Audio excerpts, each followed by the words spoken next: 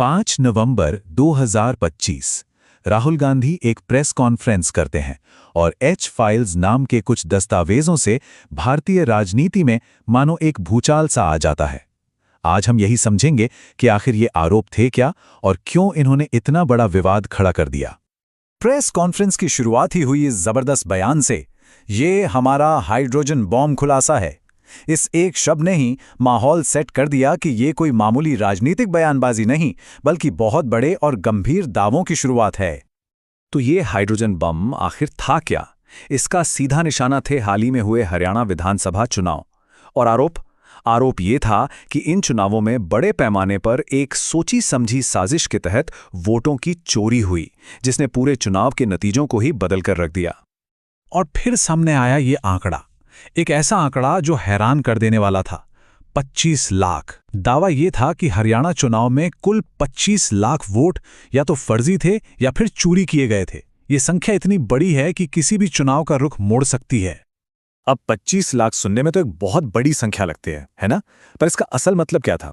आरोपों के मुताबिक इसका मतलब ये था कि हरियाणा में वोट डालने वाला हर 8 में से 1 वोटर असली था ही नहीं। चलिए अब जरा इन आंकड़ों की गहराई में उतरते हैं और देखते हैं कि ये पूरा दावा किन नंबर्स के आधार पर खड़ा किया गया था। ये सिर्फ एक बड़ी संख्या नहीं थी, इसके पीछे एक पूरा ब्रेकडाउन था। तो ये जो 25 लाख का बड़ा सा आंकड़ा था, इसे 3 हिस्सों में बांटा गया था। पहला 5,21,000 डुप्लीकेट वोटर, मतलब एक ही व्यक्ति के नाम पर कई वोट। और दूसरा 3,50,000 असली वोटरों के नाम, जिन्हें कथित तौर पर लिस्ट से ही हटा दिया गया। ये सब मिलकर धांधली की एक बहुत ही गंभीर तस्वीर पेश कर रहे थे। सिर्फ आंकड़े ही नहीं थे, इन आंकड़ों को वजन देने के लिए प्रेस कॉन्फ्रेंस में कुछ कथित सबूत भी दिखाए गए। और सच कहूं तो सबसे ज्यादा ध्यान इन्हीं सबूतों ने खींचा। चलिए देखते हैं कि वो क्या थे। ये शायद सबसे सनसनीखेज दावा था।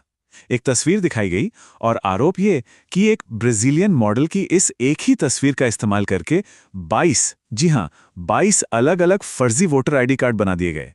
सोचिए, चेहरा 1, पहचान 22। और बात सिर्फ तस्वीर तक नहीं रुकी। इस दावे को और पुख्ता करने के लिए कुछ नाम भी सामने रखे गए, जैसे सीमा, स्वीटी, सरस्वती।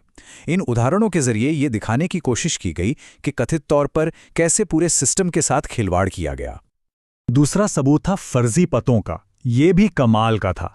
दावा किया गया कि ऐसे कई पते मिले जहां एक ही घर पर 60 से लेके 108 तक वोटर रजिस्टर्ड थे। मतलब ये तो असल में हो ही नहीं सकता है ना।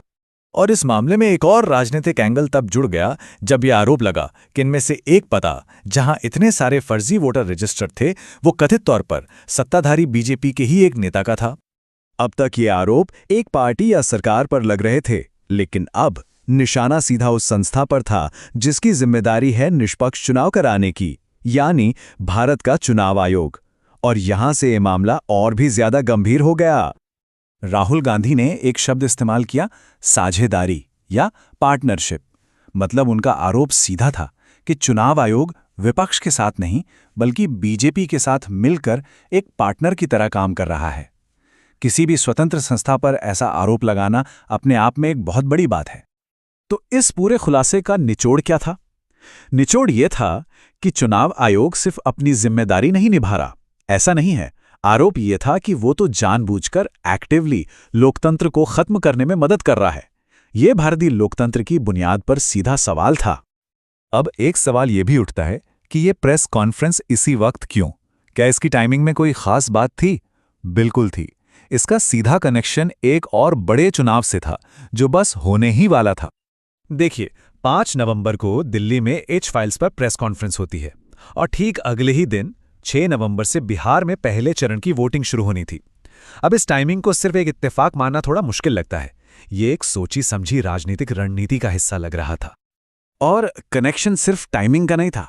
एक तरफ हरियाणा के 25 लाख फर्जी वोटों का आरोप, और उसी सांस में बिहार के लिए भी एक बड़ा दावा किया गया कि बिहार में भी वोटर लिस्ट से 65 लाख लोगों के नाम हटा दिए गए हैं।